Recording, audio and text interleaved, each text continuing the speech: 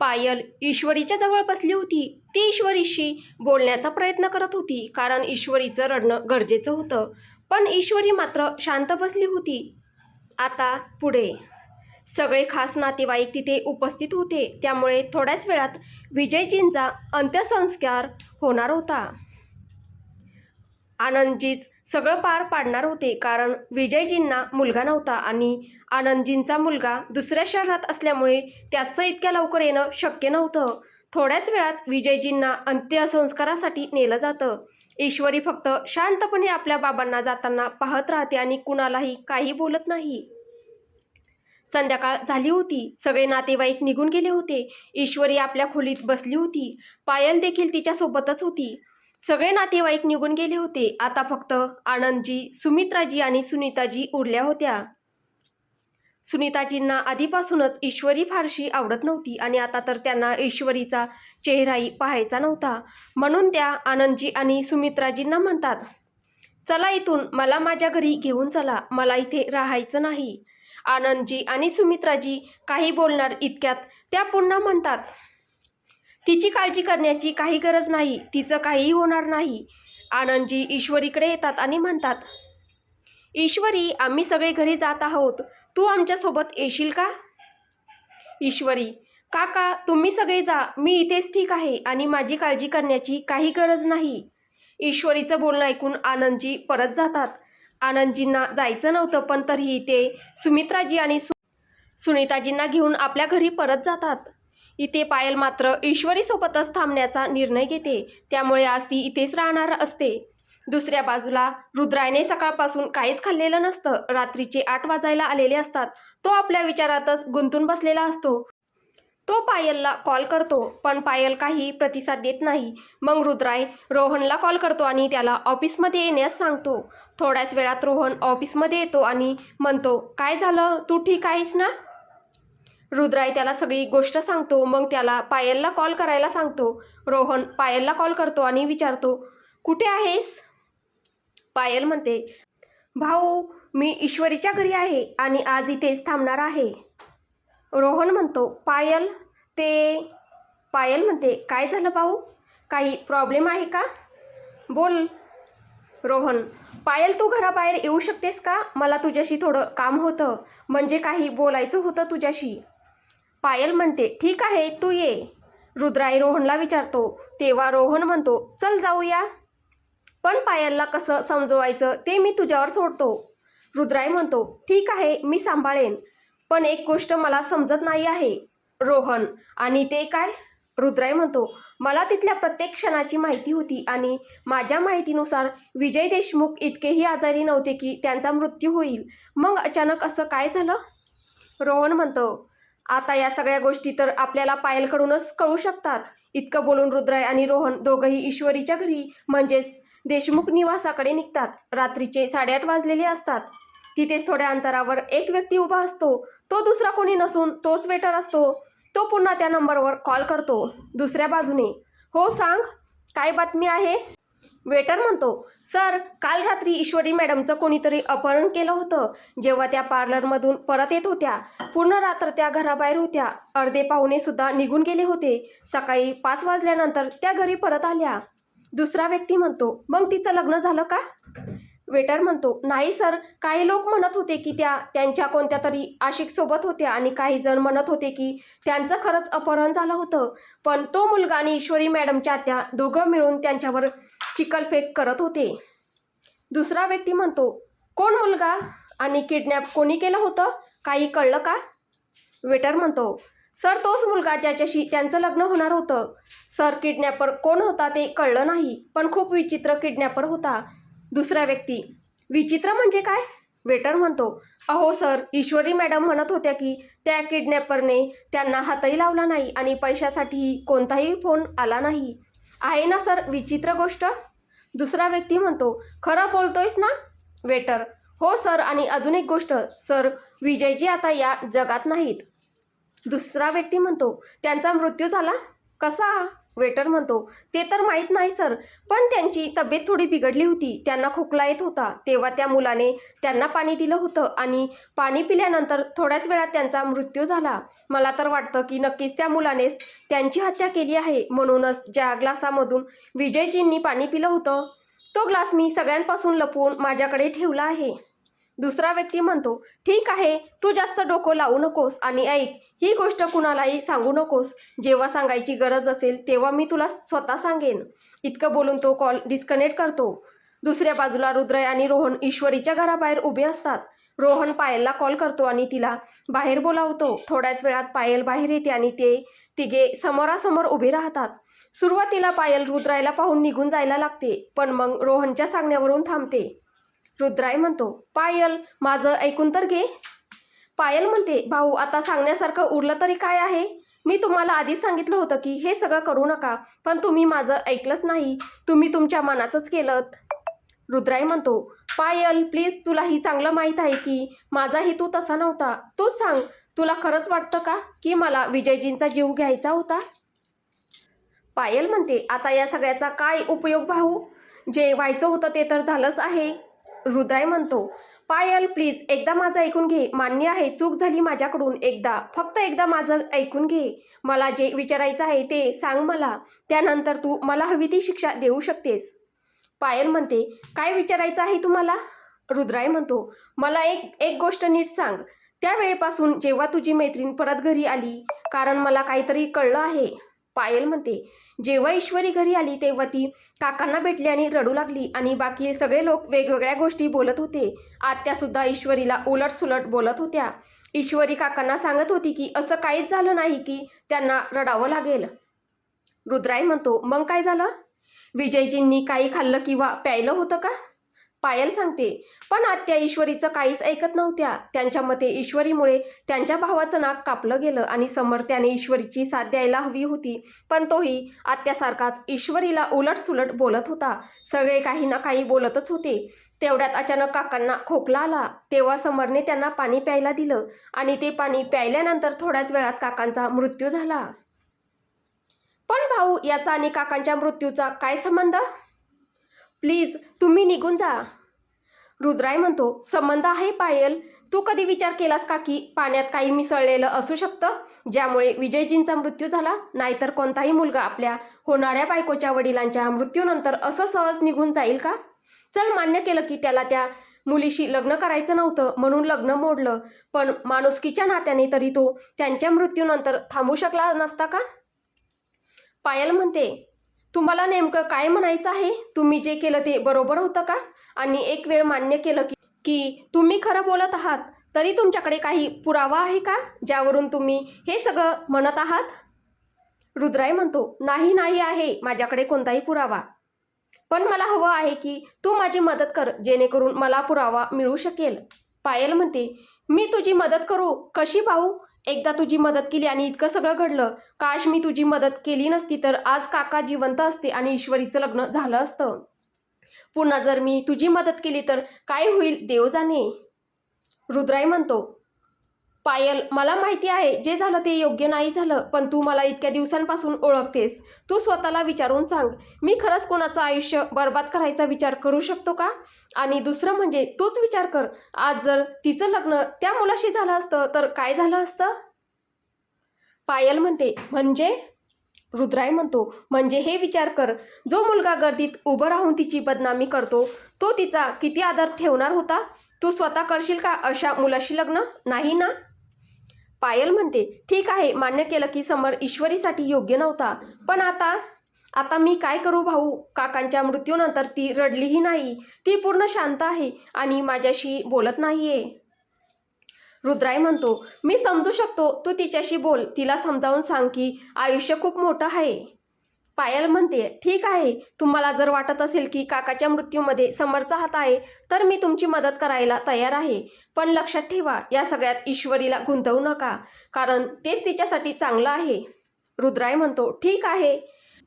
पायल म्हणते, आता तुम्हा दोघांनी इथून जायला हवं. इतकं बोलून पायल पुन्हा निघून जाते आणि रोहन व रुद्राही तिथून निघून जातात. रोहनला त्याच्या घरी सोडून रुद्राही स्वतःच्या घरी निघून जातो. रुद्राय आपल्या खोलीत जाऊन झोपतो. त्याची भूक तर जणू संपूनच गेली होती.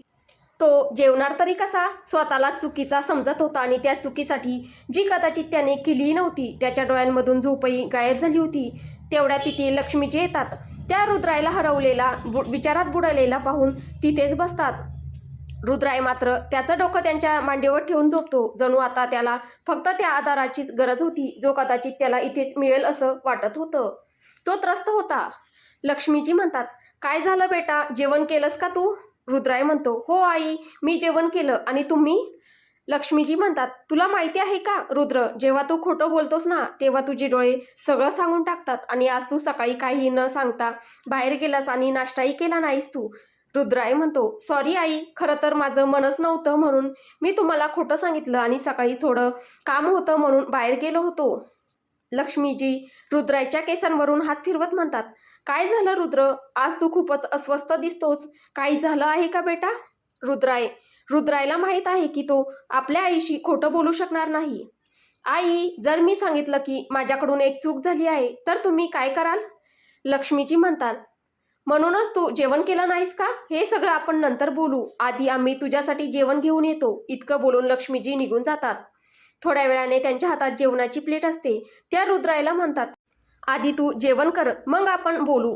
रुद्राय म्हणतो, आई, मला भूक नाहीये. पण लक्ष्मीजी कशा मानणार? शेवटी त्या आईच आहेत आणि एक आई आपल्या मुलाला उपाशी कसं पाहू शकेल? लक्ष्मीजी म्हणतात, थोडंसं का होईना पण तुला जेवावंच लागेल. इतकं बोलून त्या स्वतःच्या हाताने त्याला खाऊ घालायला लागतात आणि म्हणतात, तू कधी समजणार रुद्र, असं उपाशी राहत नाहीत. सकाळपासून संध्याकाळपर्यंत तू काम करतोस, पण तुझं हे निष्काळजी पण बरोबर नाही. थोड्याच वेळात लक्ष्मीजी रुद्राईला संपूर्ण जेवण खाऊ घालतात आणि रुद्राई ही एखाद्या निरागस मुलासारखा त्यांच्या हाताने जेवतो.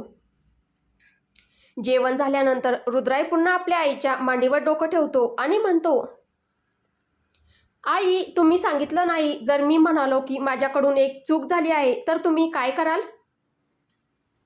लक्ष्मीजी म्हणतात, तू जितका समजूतदार आहेस मला नाही वाटत तू चूक करशील. पण जर खरंच तुझ्याकडून काही चूक झाली असेल तर आधी मला हे जाणून घ्यायला आवडेल की तू केलं तरी काय आहे.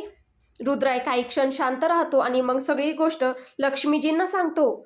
लक्ष्मीजी शांतपणे त्याचं बोलणं ऐकतात पण काहीच प्रतिक्रिया देत नाहीत. रुद्राय म्हणतो, आई, तुम्ही शांत का आहात? बोला ना. आई, मी मान्य करतो की जे झालं ते होऊ नये होतं, पण माझा काहीही वाईट हेतू नव्हता. मला फक्त त्यांना त्यांच्या चुकीची जाणीव करून द्यायची होती. बोलायचं होतं की त्यांनी जे केलं ते चुकीचं होतं. मला माहीत नव्हतं की गोष्ट इतकी वाढेल. रुद्राय उदास होऊन म्हणतो, आई, काहीतरी बोला ना. लक्ष्मीजी, तू असं करायला नको होतं रुद्र. त्यांनी आधी चूक केली होती हे खरं, पण तूही तसंच केलंस तर मग तुझ्यात आणि त्यांच्यात फरक काय राहिला? तू हे चांगलं केलं नाहीस रुद्र. जे काही झालं त्यात त्या मुलीचा काहीच दोष नव्हता. तू कसा कोणाच्या केल्याची शिक्षा दुसऱ्याला देऊ शकतोस? रुद्राय आईचं बोलणं ऐकून विचारात पडतो आणि उठून बसतो. रुद्राय म्हणतो, मी माझा बदला घेण्याच्या नादात तिचं आयुष्यच उद्ध्वस्त केलं. माझ्याकडून इतकी मोठी चूक कशी झाली? आई, आता मी काय करू? हे सगळं कसं दुरुस्त करू? लक्ष्मीजी म्हणतात, आधी तू त्या मुलीची माफी माग. तू तुझी चूक सुधारण्याचा प्रयत्न कर. आम्ही मान्य करतो की तू चुकीचा आहेस, पण आता तू हे सगळं कसं दुरुस्त करतोस हे आम्ही तुझ्यावर सोडतो. इतकं बोलून लक्ष्मीजी रुद्रायच्या खोलीतून बाहेर जायला लागतात. रुद्राय अजूनही आपल्या विचारांमध्ये गुंतलेला असतो. लक्ष्मीजी थांबून म्हणतात, आता असं बसून काहीच होणार नाही. जे व्हायचं होतं ते झालं. आम्ही अपेक्षा करतो की तू लवकरच तुझी चूक सुधारशील. रुद्राय काहीच बोलत नाही, फक्त लक्ष्मीजींना जाताना पाहत राहतो आणि विचार करतो, आता काय करावं. पण रुद्रायला आता ईश्वरीला भेटायचं होतं, तिच्याशी बोलायचं होतं, आपल्या चुकीची माफी मागायची होती. तो आपल्या फोनमध्ये वेळ पाहतो. रात्रीचे 11 वाजले होते. आता त्याला फक्त सकाळची वाट पाहायची होती. रुद्राय बेडवर झोपतो, पण झोप त्याच्या डोळ्यात नव्हतीच. दुसरीकडे ईश्वरीही तिच्या खोलीत पडली होती, पण तिच्याही डोळ्यात झोप नव्हती. ती शांतपणे चंद्राकडे पाहत होती आणि विचार करत होती की कसं एका दिवसात तिचं आयुष्य उद्ध्वस्त झालं. तिचे बाबा तिची साथ सोडून इतक्या दूर निघून गेले. हे सगळं विचार करत करत तिच्या डोळ्यातून अश्रू येतात. ईश्वरी, बाबा, तुम्ही का गेलात? तुमच्याशिवाय मी काय करू? ईश्वरी आणि रुद्राय दोघेही आपल्या विचारांमध्ये गुंतलेले होते आणि कधी ते त्या गुंतागुंतीसह झोपेच्या अधीन झाले त्यांना कळलंच नाही. पुढची सकाळ. रुद्राय सकाळी उठतो आणि आपलं काम आटोपून ऑफिससाठी निघतो. तो खूपच अस्वस्थ होता आणि ती अस्वस्थता त्याच्या चेहऱ्यावर स्पष्ट दिसत होती. पण ऑफिसमध्ये कोणालाही त्याला काही विचारण्याची हिंमत होत नव्हती. रुद्राय आपल्या केबिनमध्ये बसलेला असतो. तेवढ्यात विशालजी आत येतात आणि त्याला म्हणतात, काय झालं रुद्राय, तू खूपच अस्वस्थ दिसतोयस. रुद्राय म्हणतो, काही नाही काका. विशालजी म्हणतात, पण तुझा चेहरा काही वेगळंच सांगतोय. रुद्राय बोलणं बदलण्यासाठी म्हणतो, काका त्या दिवशी झालेल्या मीटिंगचा अजून काही रिस्पॉन्स आलेला नाही. तुम्ही त्यांच्याशी एकदा बोलाल का? आणि काही दिवसांनी एक नवीन क्लायंटसोबत मीटिंग आहे, तर मी विचार करत होतो की ती मीटिंग तुम्ही सांभाळा. मी सध्या वेळ मॅनेज करू शकत नाहीये. विशालजी म्हणतात, ठीक आहे, मी बघतो. काही प्रॉब्लेम असेल तर मला सांग. त्यानंतर विशालजी तिथून चालले जातात. संध्याकाळ झाली होती. रुद्राय रोहनला फोन करतो. रोहन म्हणतो, हा रुद्र. रुद्राय म्हणतो, रोहन तू कुठे आहेस? रोहन, मी माझ्या कामावर आहे. का, काय झालं? रुद्राय, ठीक आहे, मोकळा झालास की ऑफिसला ये. रोहन म्हणतो, ठीक आहे. असं बोलून तो कॉल कट करतो. सुमारे 8 वाजता रोहन रुद्रायच्या केबिनमध्ये येतो. दोघेही समोरासमोर बसतात. रुद्राय त्याला सगळी गोष्ट सांगतो. रोहन त्याला पायलला कॉल करायला सांगतो. तेव्हा रुद्राय पायलला कॉल करतो. पायल म्हणते, हा भाऊ. रुद्राय म्हणतो, पायल तू कुठे आहेस आता? पायल, मी ईश्वरीच्या घरी आहे. का, काय झालं भाऊ? रुद्राय म्हणतो, ठीक आहे, मी आत्ताच येतो. पायल काही बोलणार इतक्यात रुद्राय कॉल कट करतो. मग रुद्राय रोहनकडे पाहून म्हणतो, चल रोहन. इतकं बोलून तो पुढे पुढे चालायला लागतो. रोहनही त्याच्या मागोमाग येतो. रोहन म्हणतो, इतकी घाई कशाला आहे? थोडं आरामात चाल ना. रुद्राय म्हणतो, कसा डॉक्टर आहेस तू? इतकं स्लो चाललास तर तुझ्या पेशंटचं काय होईल? पटपट चालण्याची सवय लाव. रोहन म्हणतो, चल रे, तुझ्याशी बोलणं म्हणजे वेळ वाया घालवणंच आहे. हो, रोहन व्यवसायाने डॉक्टर आहे आणि लवकरच तो स्वतःचं हॉस्पिटल सुरू करू इच्छितो.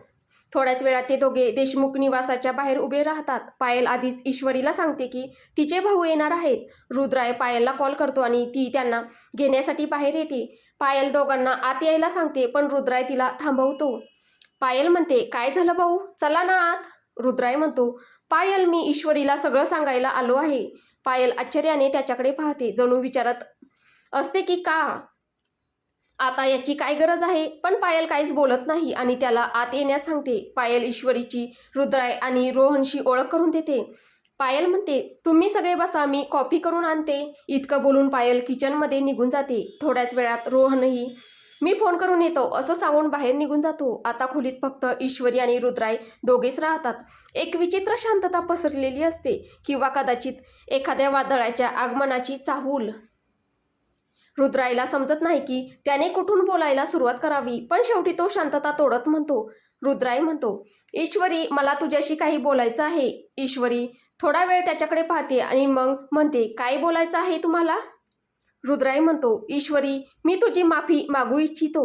विश्वास ठेव, माझा असा काहीही हेतू नव्हता. तुला कधीही माझी मदत लागली तर तू निसंकोच मला सांगू शकतेस. ईश्वरी गोंधळून, माफी कशासाठी? रुद्राय म्हणतो, तुला किडनॅप केल्याबद्दल. माझ्यामुळे तुझं लग्न मोडलं. आतापर्यंत शांत बसलेली ईश्वरी हे एकतास रागाने पेटते. तिच्या डोळ्यात अश्रू येतात. ती उठते आणि रुद्रायचा कॉलर पकडत म्हणते, तुझी इथे येण्याची हिंमत कशी झाली? निघून जा माझ्या घरातून. रुद्राय म्हणतो, नाही जाणार, जोपर्यंत मी माझं बोलणं पूर्ण करत नाही. नाही. रुद्राय वाक्य पूर्ण करणार इतक्यात ईश्वरी त्याच्या गालावर जोरदार थप्पड मारते. थप्पडचा आवाज ऐकून रोहन आणि पायल दोघेही तिथे येतात. ईश्वरी रागाने पायलला म्हणते, पायल, पोलिसांना कॉल कर. ईश्वरी, पायल, मी तुला काहीतरी सांगते आहे. आत्ताच पोलिसांना कॉल कर आणि त्यांना सांग की माझ्या घरात माझा किडनॅपर आणि माझ्या बाबांचा खुनी आहे आणि त्याला अटक करून घेऊन जा. पायल म्हणते, ईश्वरी प्लीज, एकदा तरी आमचं बोलणं ऐकून घे. ईश्वरी म्हणते, पायल, हा तुझा मानलेला भाऊ आहे म्हणून याच्या गुन्ह्यामध्ये तू याला साथ देशील का? ठीक आहे, मीच कॉल करते. ईश्वरीच्या डोळ्यातून अश्रू वाहत असतात. ती पोलिसांना कॉल करायला जाते, पण त्याआधीच रुद्राय तिच्या हातातून फोन घेतो. तेवढ्यात ईश्वरी त्याला जोरात ढकलते आणि म्हणते, तुझी इथे येण्याची हिंमत कशी झाली? निघून जा आताच. रुद्राय सगळं शांतपणे ऐकत असतो आणि मग तो बोलतो, ईश्वरी, माझं एक, मी मान्य करतो की मी तुला किडनॅप केलं होतं, पण माझा हेतू तुझ्या बाबांचा जीव घेण्याचा नव्हता. ईश्वरी रडत म्हणते, आता या सगळ्याचा काय उपयोग? तुला काय माहीत, मी माझ्या बाबांना गमावलं आहे. मला तर तुला मारावंसं वाटतंय. तुझ्यासारखा माणूस काय समजणार की बाबा असणं काय असतं आणि नसणं काय असतं?